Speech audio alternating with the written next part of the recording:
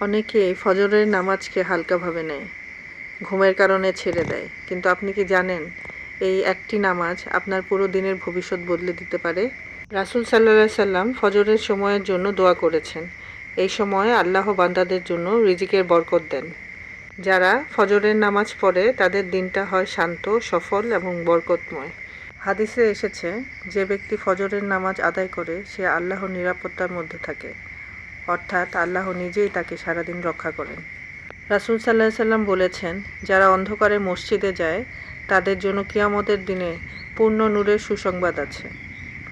আল্লাহ তাআলা বলেছেন, হে বান্দা, তোমরা ঘুম থেকে উঠে ফজরের নামাজ কায়েম করো। এ সময় আমি তোমাদের জন্য রিজিক বন্টন করি। আপনি যদি ফজরের নামাজ মিস করেন, আপনি হারাচ্ছেন বরকত, হেফাজত আর নূর। এটা কি ছোট কিছু? আগামীকাল থেকে অ্যালার্ম দিয়ে ফজরের নামাজ পড়া শুরু করি। শুরুটা কষ্টের হতে পারে, কিন্তু এর ফলাফল দুনিয়া ও আখিরাতে অসাধারণ।